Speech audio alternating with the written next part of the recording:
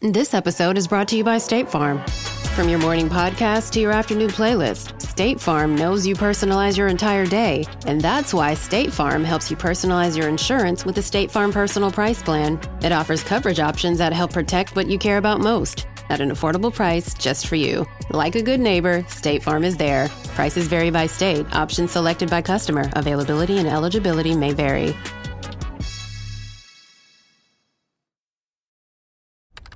Business taxes.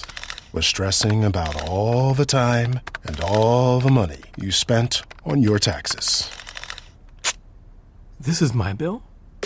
Now Business Taxes is a TurboTax small business expert who does your taxes for you and offers year-round advice at no additional cost, so you can keep more money in your business. Now this is taxes. Intuit TurboTax. Get an expert now on turbotax.com/business. Only available with TurboTax Live Full Service. This episode is brought to you by Indeed. When your computer breaks, you don't wait for it to magically start working again. You fix the problem. So why wait to hire the people your company desperately needs? Use Indeed's sponsored jobs to hire top talent fast. And even better, you only pay for results. There's no need to wait. Speed up your hiring with a $75 sponsored job credit at Indeed.com/podcast. Terms and conditions apply.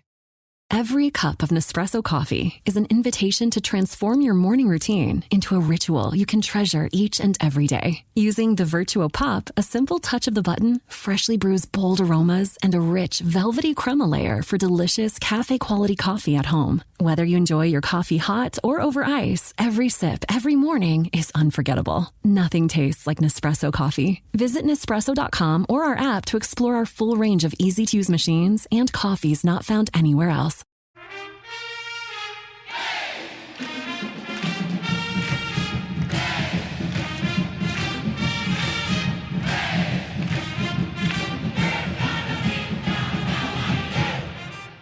Hey there, Duke fans. Welcome to DBR Bites, episode number 98. By the way, if you're asking, we haven't decided if we're going to do something special for DBR Bites episode 100. I think probably not. I don't know when it's just too much going on right now. There's too much happening. It's too hard. All these numbers are they're difficult.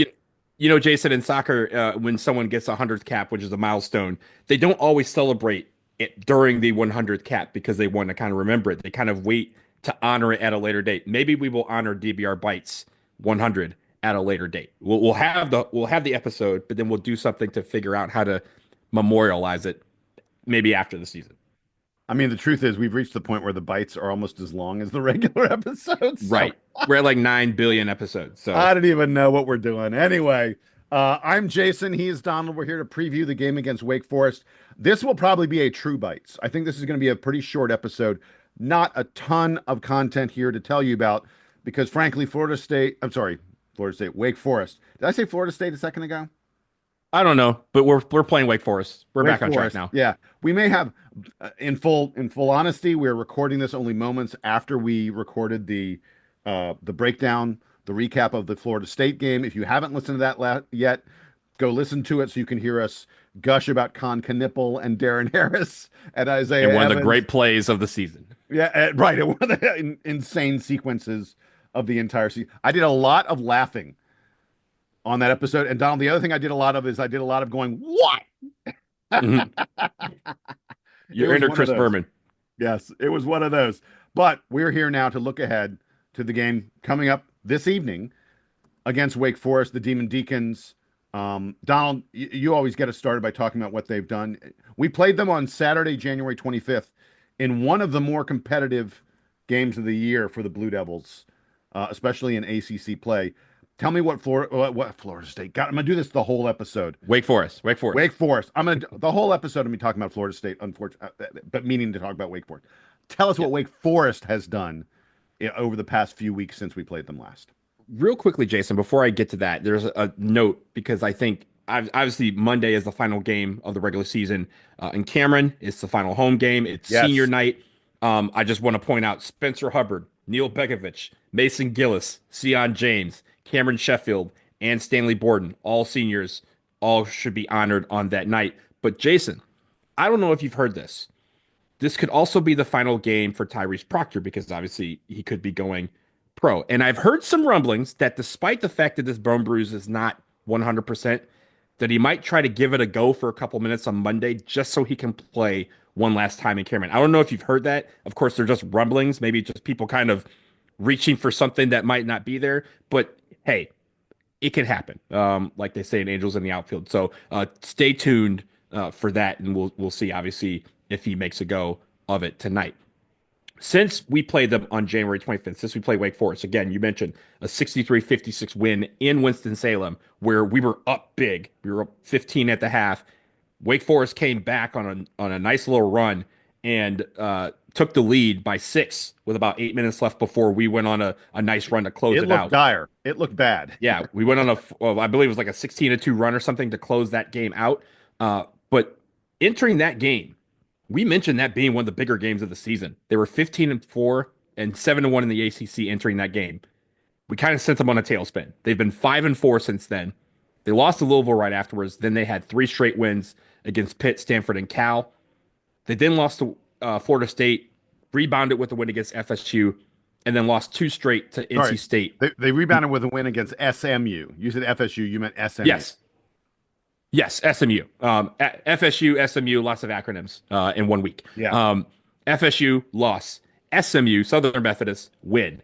They then lost 2 straight to NC State and UVA before on Saturday winning against Notre Dame. Overall, right now, 20-9, 12-6 in the ACC. They've dropped to 4th place, but they're fighting for that double bye in the ACC tournament right now. So, and of course, they're one of those teams that has aspirations of making the NCAA tournament. They're hoping that a couple of wins this week and in the ACC tournament will get them over the hump and get them off of the bubble and into the field of 68. Yeah, and by the way, that SMU win on the road by 11 points, that's up there. They beat Michigan early in the season. Those are their 2 biggest wins. When they won that game to get to 19-7, 11-4 in the ACC, I thought, okay, these guys are about to make a final stretch run that's going to get them in the NCAA tournament. I was like, the ACC's getting a 4th team, and the 4th team is going to be Wake Forest. That's what I really thought that after that game. And to say that they have played poorly since then is a huge understatement. Very inconsistent of how they played. Like it in several different areas. It's like one day they might shoot well, the next day they don't.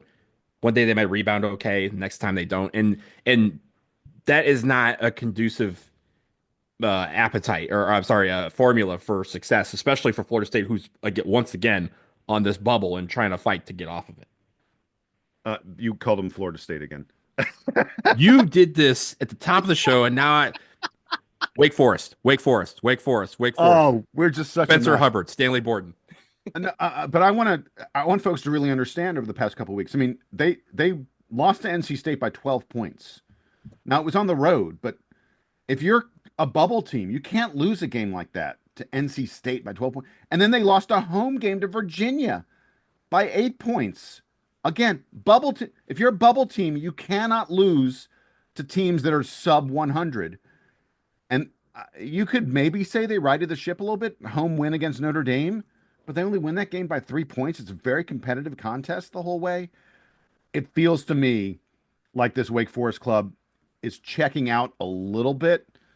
It just I don't see them playing their best ball at the end of the season. And as we get into some of the advanced stats, and I'm not going to go into all of it the way that we usually do, but the one I really wanted to highlight was when we played them the first time. I mentioned this, Donald, that they were shooting terrible from 3-point range.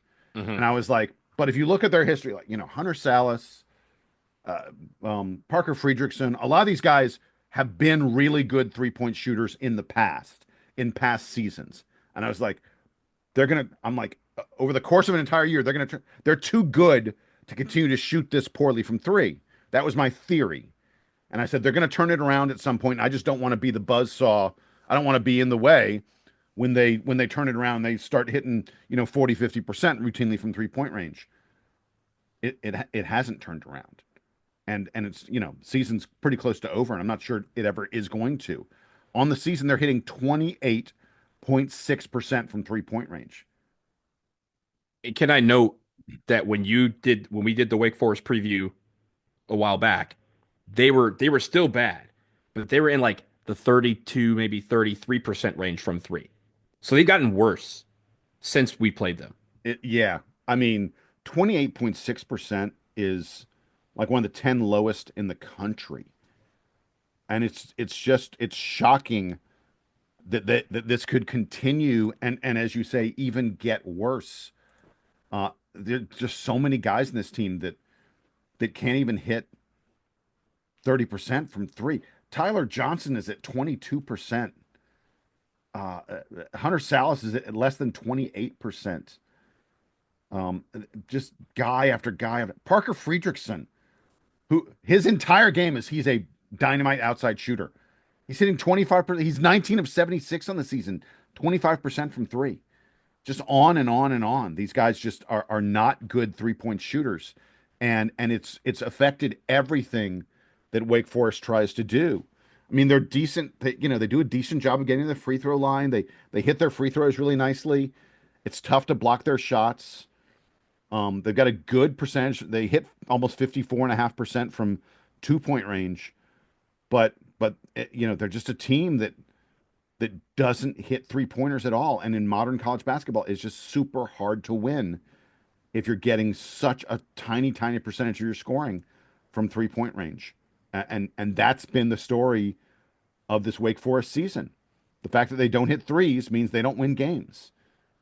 I don't know. Should I get into the players now? There's not a lot more to say about them. Yeah, well, I think just to note, right, last time we played them, we obviously focused in on Hunter Salas. He's one of the best players in the ACC.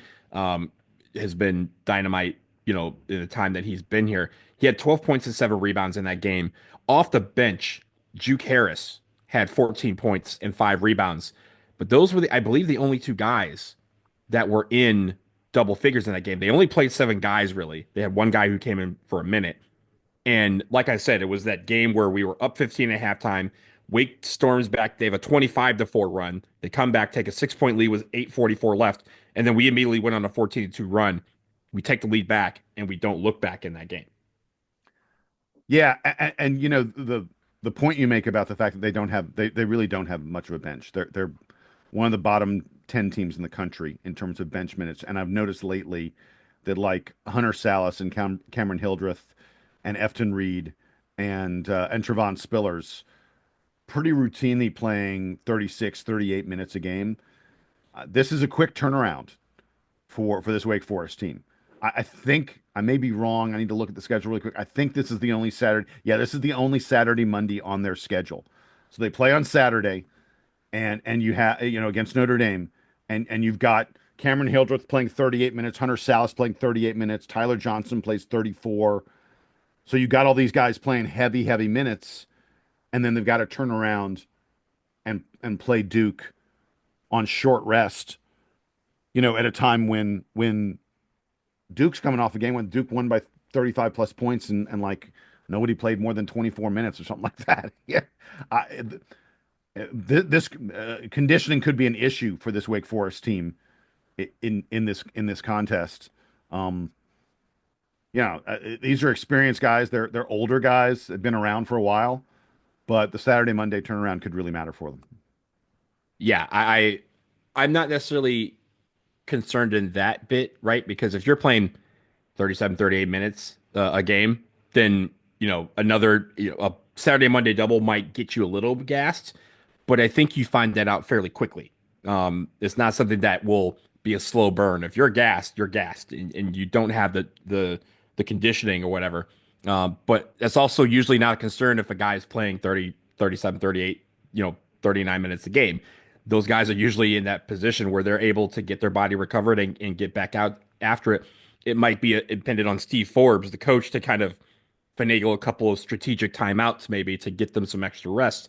But it doesn't feel like I'm not as concerned about that particular thing. It's more about, will they walk on a camera and all of a sudden have this superhuman heroic effort that includes some of the things that they've been doing poorly the last month starting to come back, like 3-point shooting or get inside and getting to the hole. You know what, Donald, let's take a quick break. This is, like we said, this is going to be a shorter episode.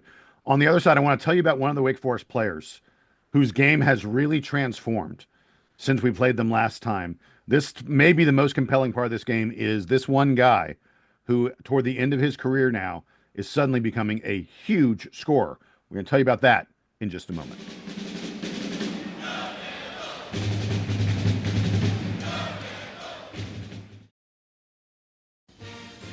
Hey guys, want better performance in all areas of your life? If the answer to the above question is yes, try Joy Mode Daily to support healthier blood flow, improved heart health, and enhance your athletic performance.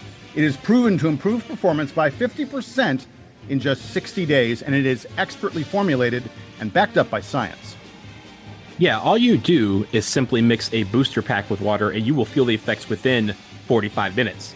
Take control with Joy Mode. Get a boost anytime, anywhere, and never miss a beat. Save up to 30% when you start a subscription today and keep your performance at its best without any interruptions. So, if you're looking to take your game to the next level, visit tryjoymode.com. And here's the code. Use the code DUKEBB at checkout for 20% off a single purchase or 30% off a subscription order. That's TRYJOYMODE. Tryjoymode.com. And the code again, DUKEBB, for 20% off single purchases and 30% off subscription orders. Life is made up of many gorgeous moments. Cherish them all, big and small, with Blue Nile. Whether it's for yourself or a loved one, Blue Nile's unrivaled selection of expertly crafted fine jewelry and statement pieces help make all your moments sparkle. Blue Nile's experts are on hand to guide you, and their diamond guarantee ensures you get the highest quality at the best price. Celebrate a life well lived in the most radiant way and save up to 30% at BlueNile.com. That's BlueNile.com. This episode is brought to you by LifeLock. During tax season, your personal info travels to a lot of places. Between payroll, your tax consultant, and the IRS. If your W-2 gets exposed, that's just the ticket for identity thieves. That's why LifeLock monitors millions of data points every second. If your identity is stolen, they'll fix it guaranteed or your money back. Don't let identity thieves take you for a ride. Save up to 40% your first year. Visit LifeLock.com/podcast. Terms apply. If you weren't built for the cold, Abercrombie's kickoff to spring sale is just for you. I seriously cannot wait for rooftop season because that means I get to start wearing my A&F Mila dress all the time. She has pockets, and that makes her a favorite in my book. And speaking of favorites, Abercrombie's best-selling Scarlet Skirt is part of the sale too. Stack an extra 15% off with code SPRINGAF now through March 3rd. Offers valid in the US and Canada. Exclusions apply. See details online.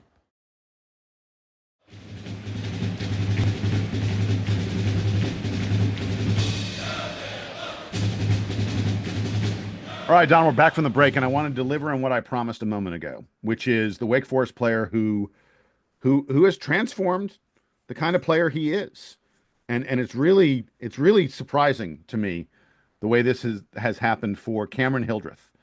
So when we played them, you may recall that Cameron Hildreth scored a grand total of 4 points. Now, he was saddled with really bad foul trouble in that game. But this is a guy who, like in the very next game, he didn't have any foul trouble, and he only scores 2 points against Louisville. Hildreth is a guy who sometimes scores a lot and sometimes sort of disappears a bit. But lately, like since that Duke game and then the Louisville game, basically since the month of February started, get ready because I'm going to give you the point totals for Cameron Hildreth in each and every game. 24, 22, 23, 22, 16 against NC State, 22, and then 28 against Notre Dame the other day. Out of nowhere, Cameron Hildreth has turned into a guy who's averaging like 23 points per game. That's quite a development for Wake Forest.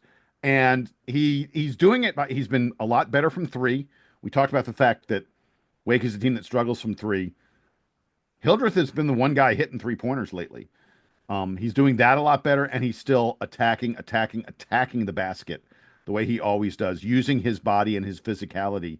I think he's you're going to probably see, Sion James mostly guarding Hunter Salas.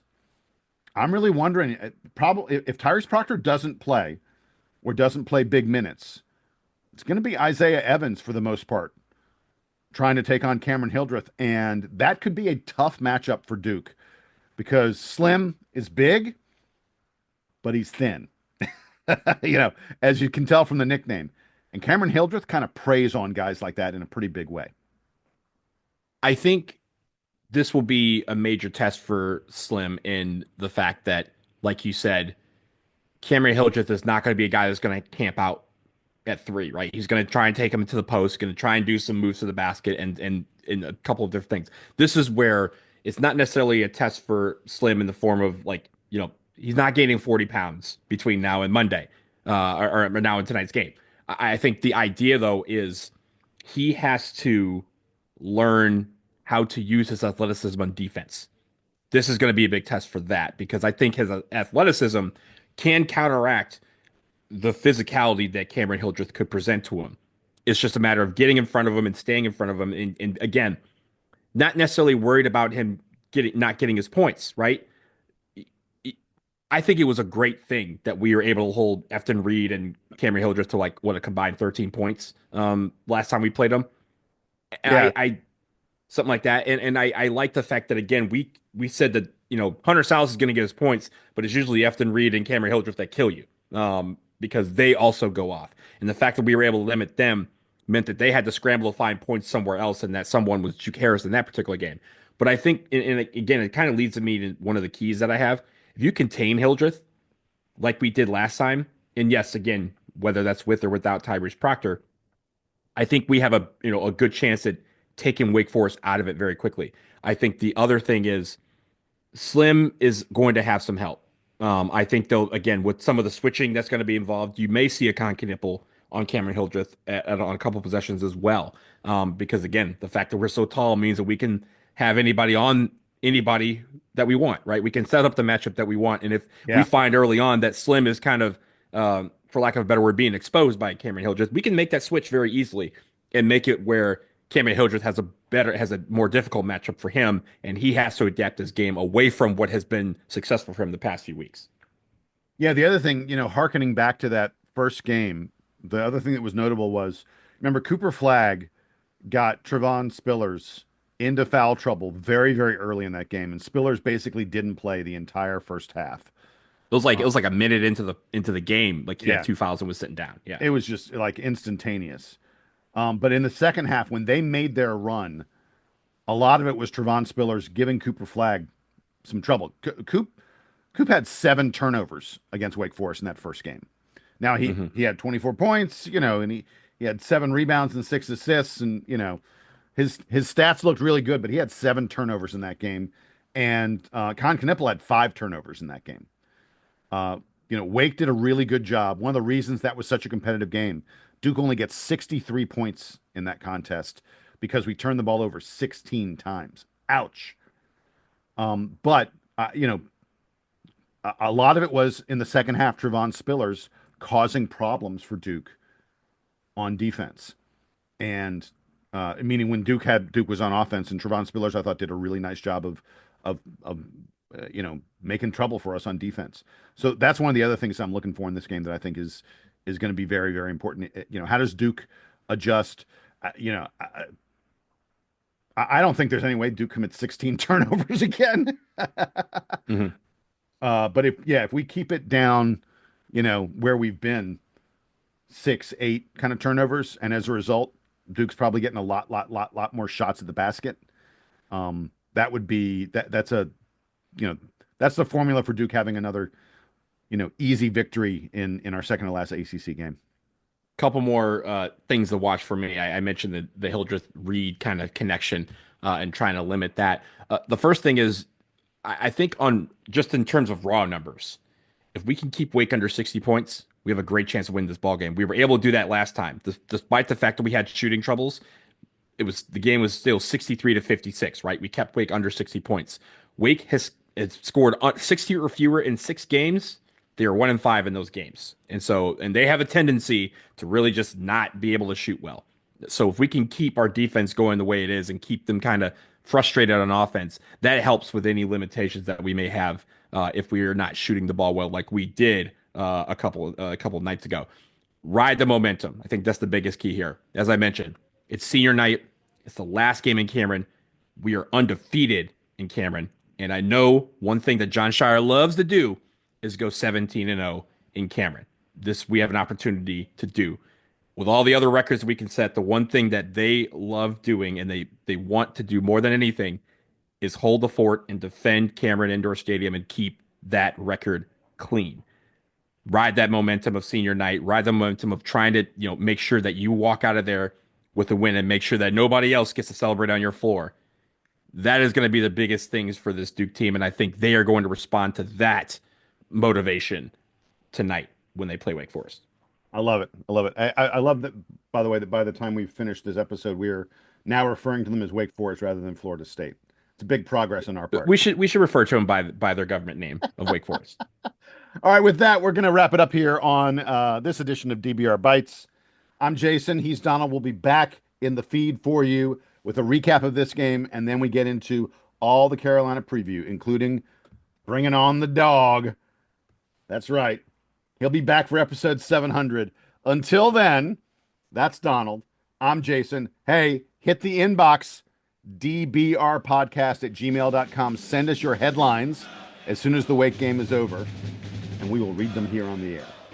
And this is the Duke Band playing us out and taking us home.